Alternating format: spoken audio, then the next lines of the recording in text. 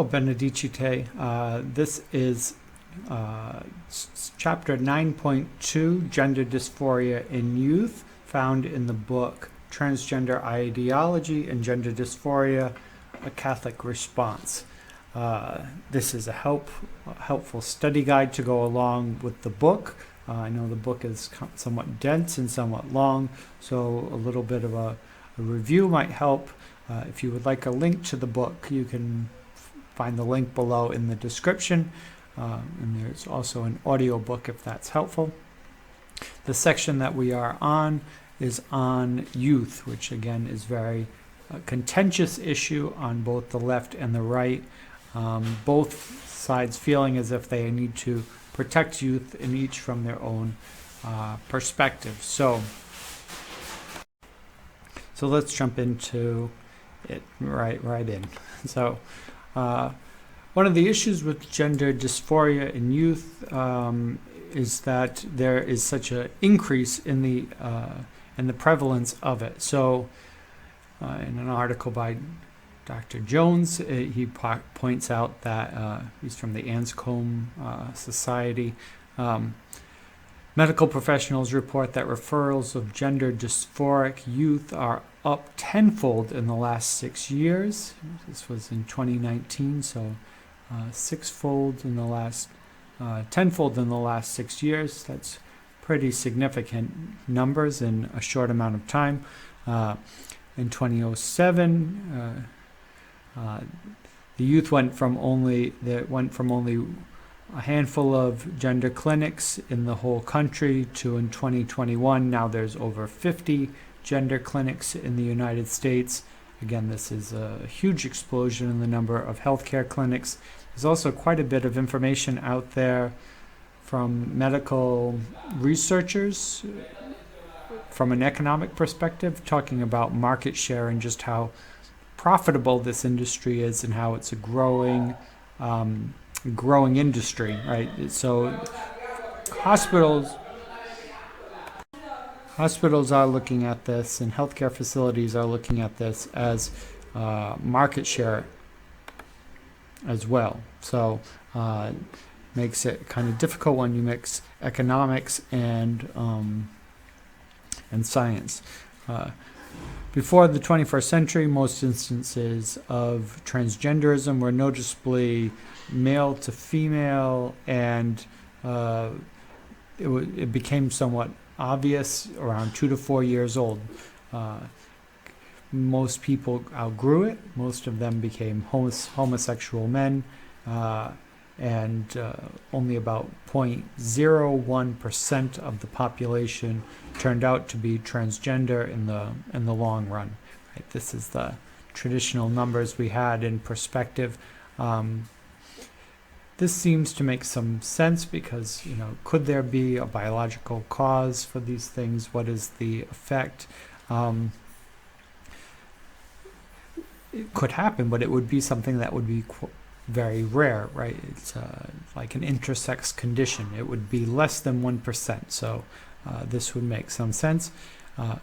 We now have a new population popping up, which considered late-onset gender dysphoria. We will look at both these early-onset gender dysphoria cases and late-onset gender dysphoria in the next two sections. What's notable about this late-onset gender dysphoria that's popping up in the teenage years without any previous indications of it, is that it's 70% female. Some studies show even higher, right?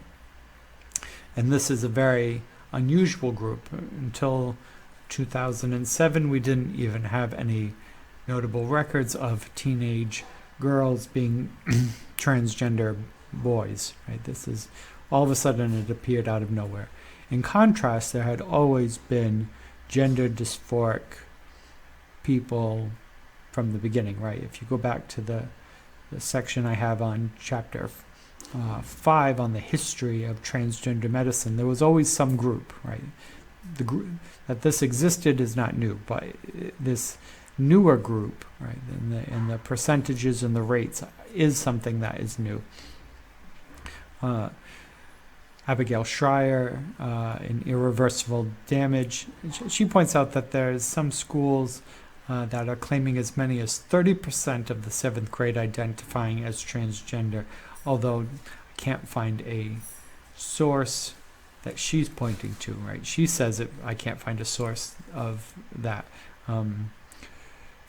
Other sources that are pointed to, of a school of 1,600 students, 40 of them coming out as transgender. That is a lot, right, in a school of 1,600, but it is not 30%. So I don't have any statistics for that, but it is said, right?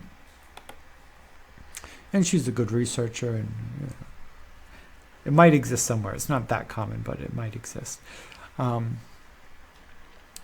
Leslie Stahl did some good interviewing, and her interview is really peppered throughout this entire chapter 9. So here you'll see a little section, but you'll see other interviews she did later on when it's related to late-onset gender dysphoria.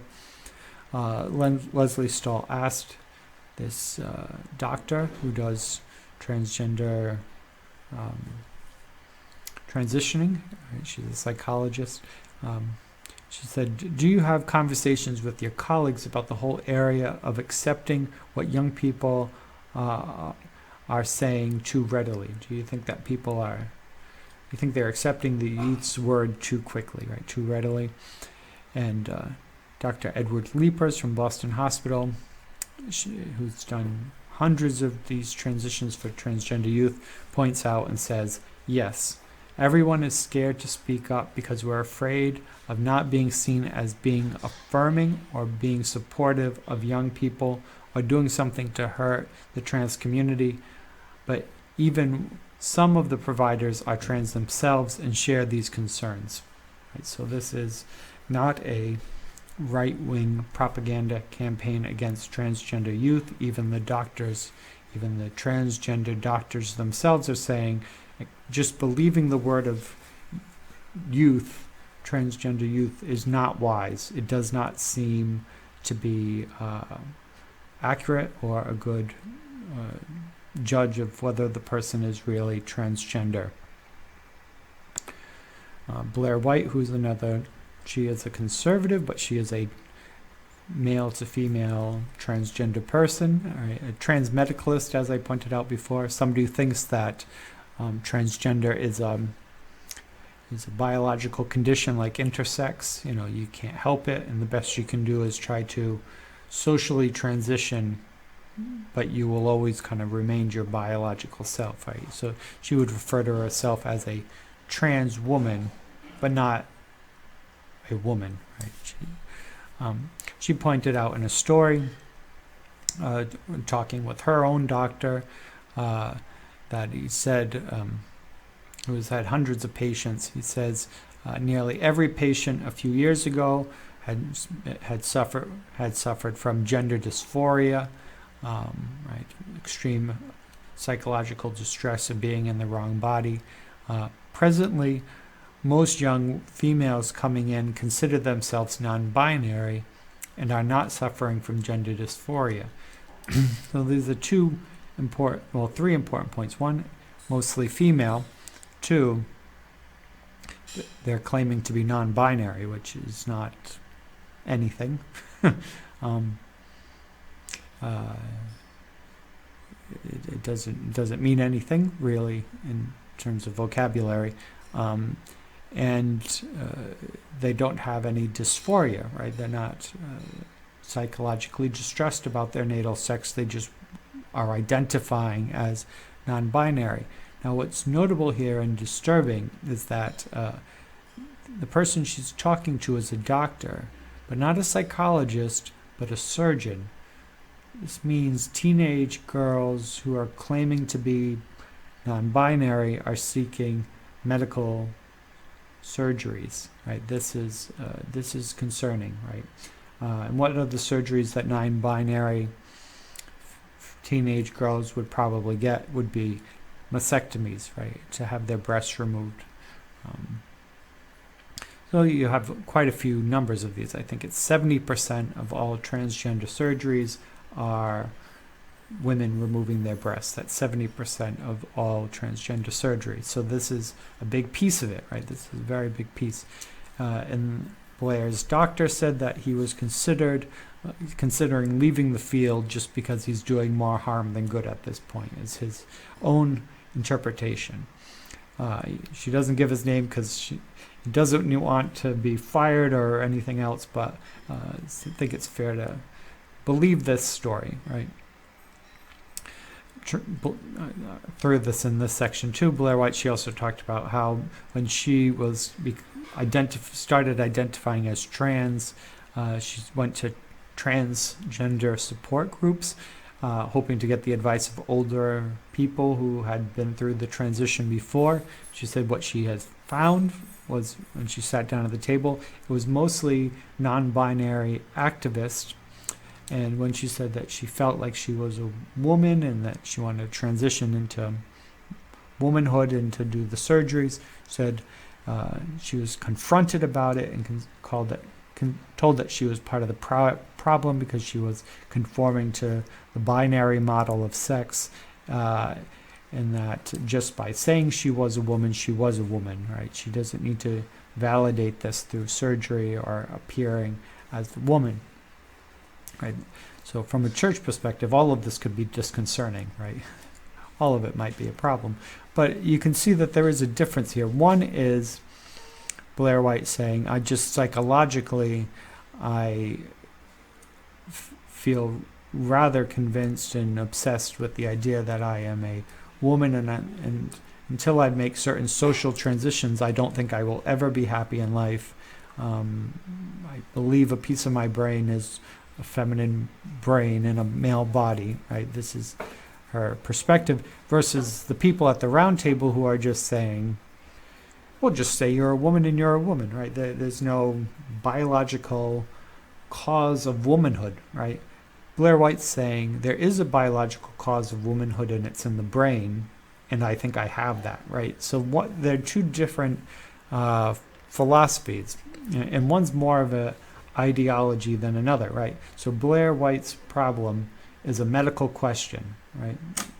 Is there something in her brain that makes her feel as if she is a woman? Does she have some degree of an intersex brain? The next question could be, how is it best to treat somebody with an intersex brain?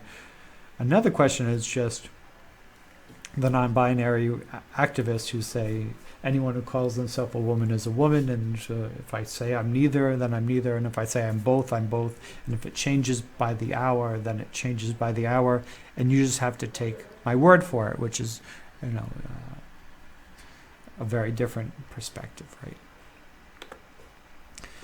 Other parts of talking about relevant issues to transgender youth, the Mario Lopez situation was another very telling situation. It might just be a story, but I think it's helpful. Now, Mario Lopez is a Catholic, I believe, but he tries to be open and progressive, and he's done events for GLAAD, which is a legal organization for LGBT rights. He's done a number of things to support the LGBT community.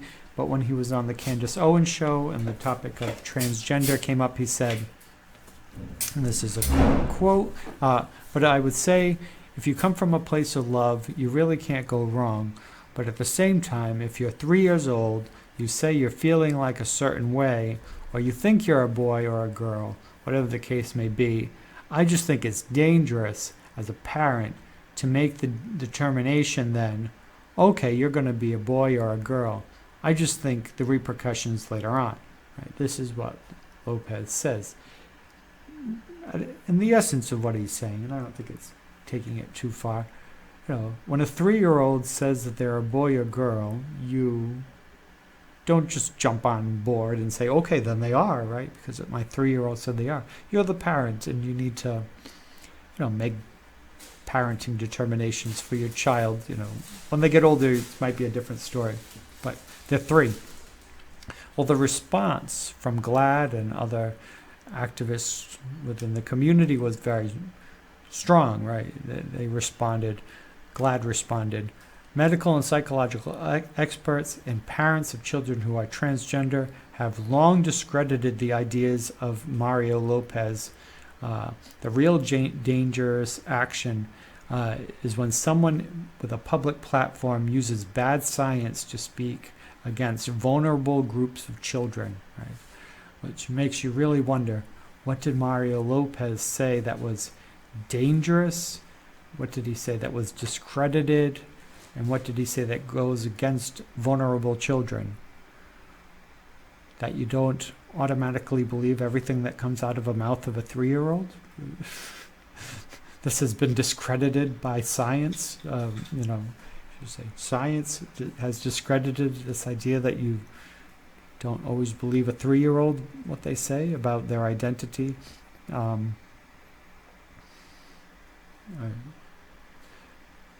Mario Lopez had to apologize and go silent and keep his, and this is a guy who supported this group and, raised a lot of money for this group. And they say this and he shrinks away with his tail between his legs for saying something that is obvious to any parent, right?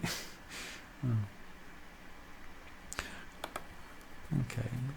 But part of this issue is also Generation Z, right? Every generation is become more and more relativistic, right? And more individualistic and more egocentric, which is hard to believe that we could be any more narcissistic as a culture than we already are, but every generation tends to adopt even higher amounts of narcissism.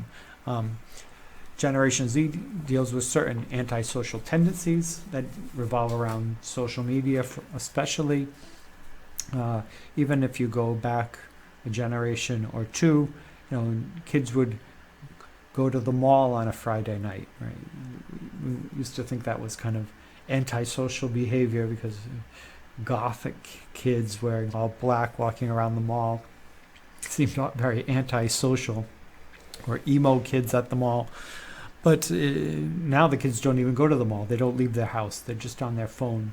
The rates of kids getting their driver's license is like much later. Kids aren't learning how to drive because why do they want to leave their house, right?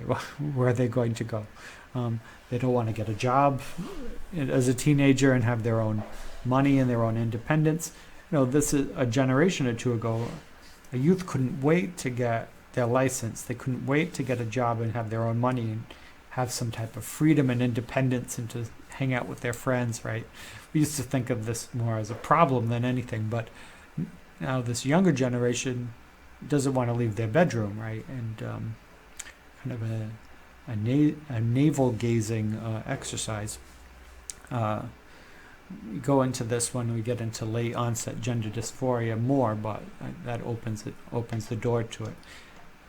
Well, one more piece. The kids are now, because of filters and all these other things on their phone, Instagram and Snapchat, there's now a type of social media dysmorphia where when kids see what they actually look like in real life, they don't think that that's what they look like, right? They're so used to seeing themselves with the filters and the lighting and all of this stuff. They're so used to seeing that they have adopted the idea that that is what they actually look like. And when they see themselves in real life, they think, oh, that's a terrible picture. It's like, no, actually, that's what you look like, right? What you don't look like is the stuff you put on Snapchat and Instagram. That has been filtered and airbrushed and everything else. This all causes dysphoria, right? It all causes dysphoria, and it causes dysphoria around sex, gender identity, socialization, right? All types of problems that comes from this.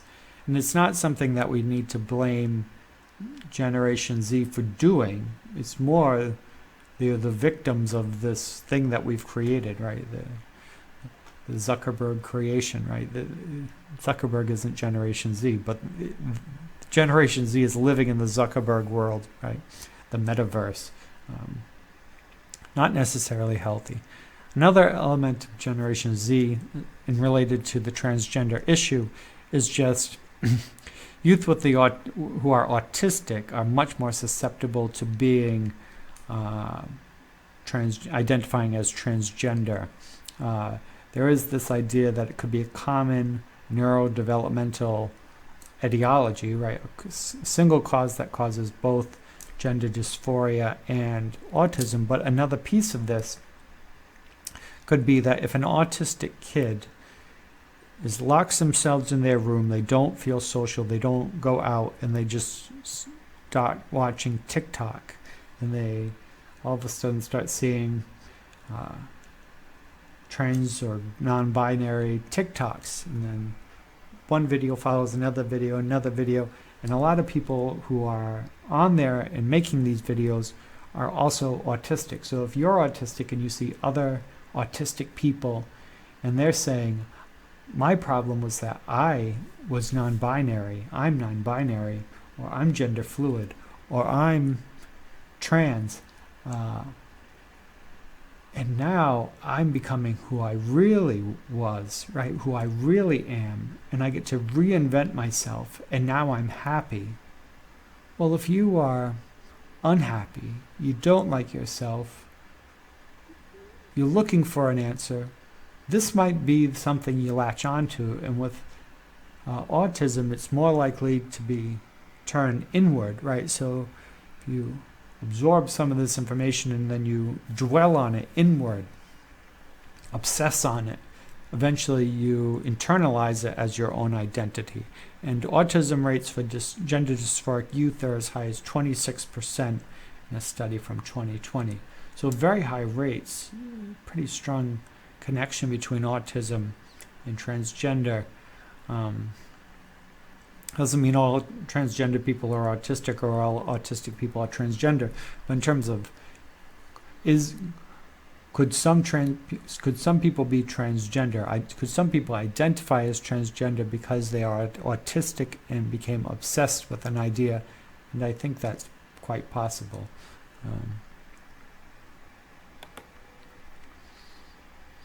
Right. Another question about transgender youth is the question of unsupported youth, and the rest of this section kind of focuses on that. Now, we don't want to say, well, these children are making it up, therefore they're going to do it my way or no way, right? If you're living under my roof, this is what you're going to do, right? This could be a temptation for some parents who don't want to acquiesce to the transgender ideology. Makes some sense, right? And we'll get into this again in the next section with the different approaches to this. But here's some of the things that I think you should know before you push your kid out of your house or out of your life or into the hands of someone else.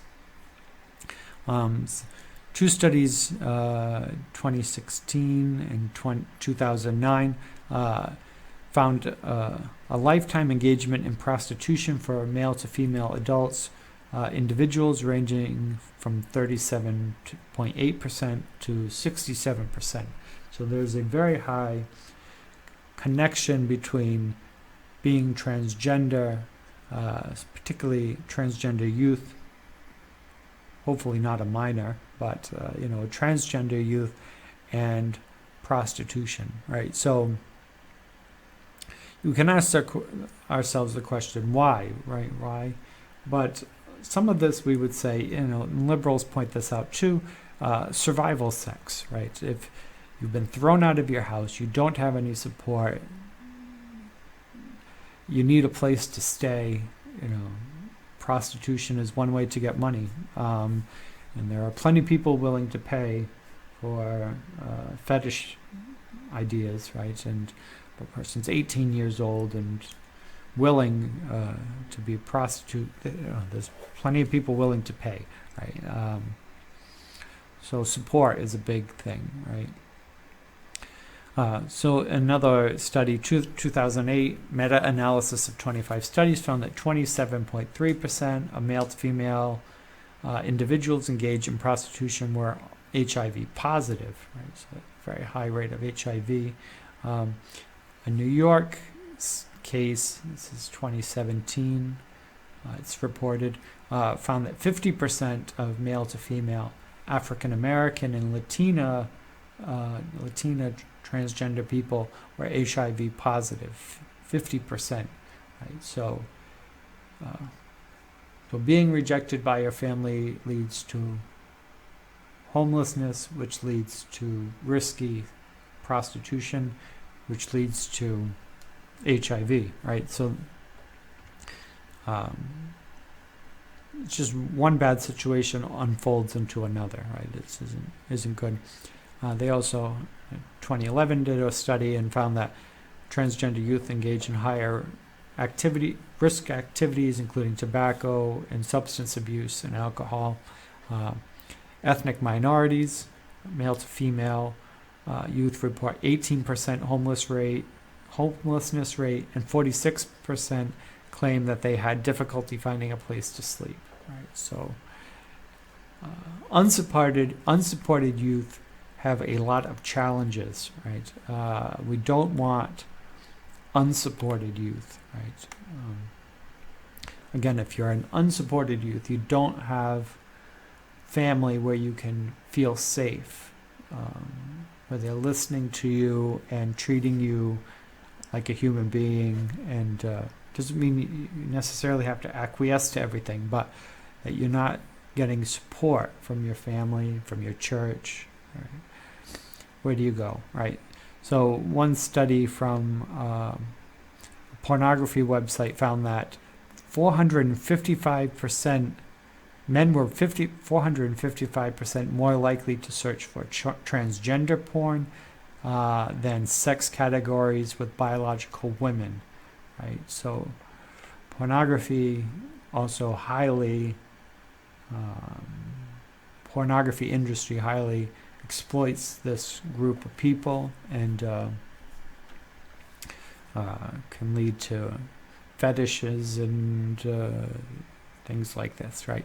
One transgender individual, Rachel Ann Williams, points out when straight men consume too much cis porn, right, porn of women, biological women, they become bored and they may be drawn to the novelty and stigma of trans porn.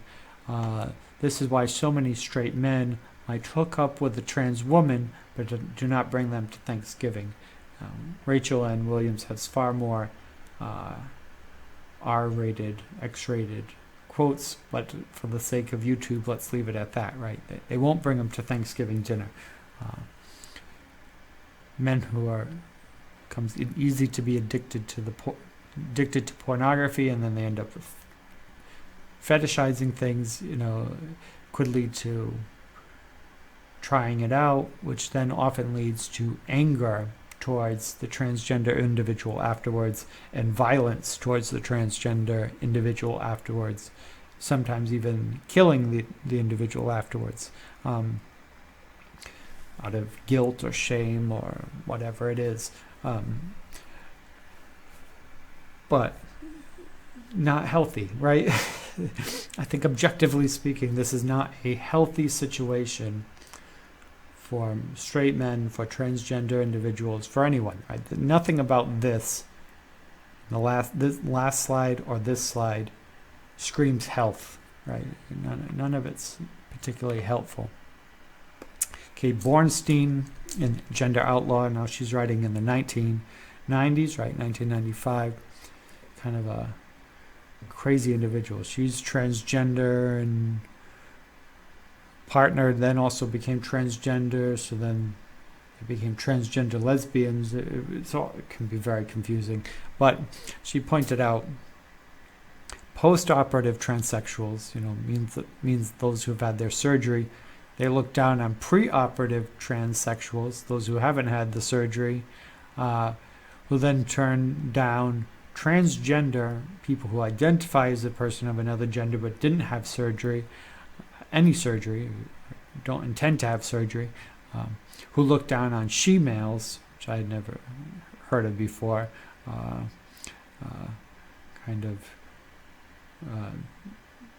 men who dress like women.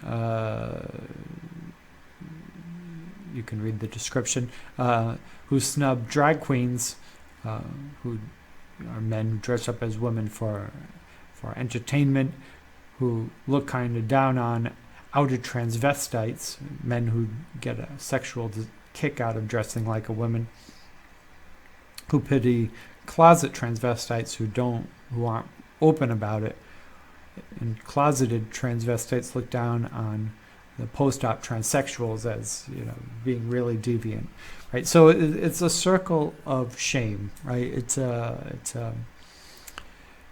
not something that you enter into it and you are immediately accepted, right? What do you find if you're rejected or put out by your family? Exploitation. I think that's the key here, is that you're not, people leave thinking, oh, I'm going to be supported, and they'll, people hold the flag for you.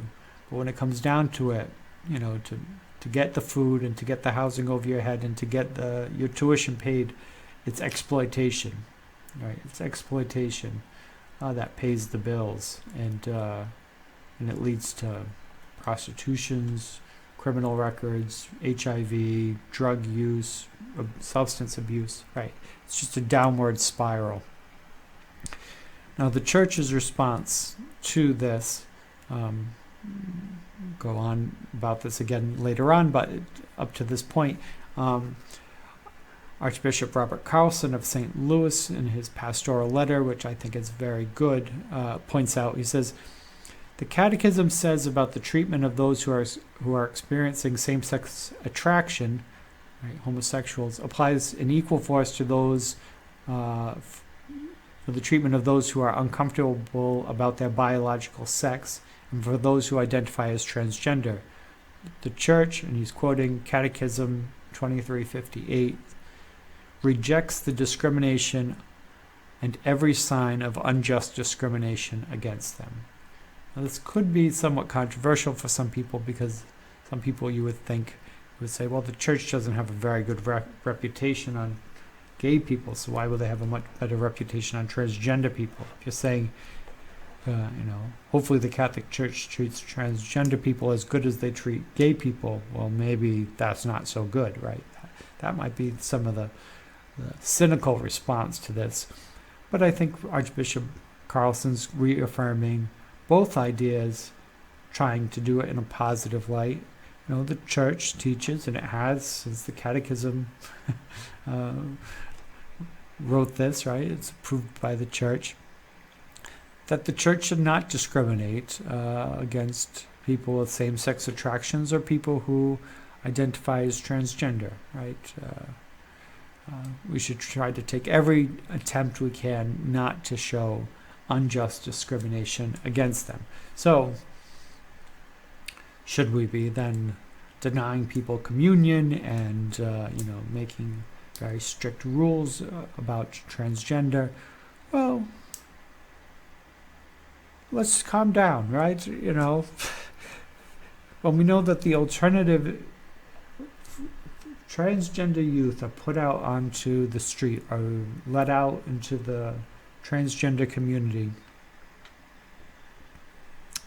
the LGBT community, as much as it appears in many ways happy and supportive and good, there is a definite dark underside to this, which engages in exploitation and is not really supportive, right?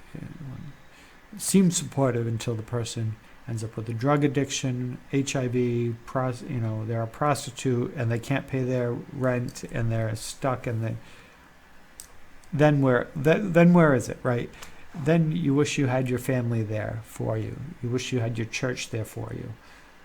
So then what should the church do? What should your family do? You should try to listen, open communication, and show support. Not necessarily acquiescing to everything a young person says, but you always keep the pathways of communication open, right? We always respond in charity, right? That's the response. So that we get into this further. So this is not the final word on this. You say, well, this is the whole church's response. It's a tiny piece, right? A very tiny piece. But we have 2 more chapters on transgender youth, so we will get into that then. Okay. So, okay, have a great rest of your day, and thank you for following along. If you have any questions or comments, please write them below.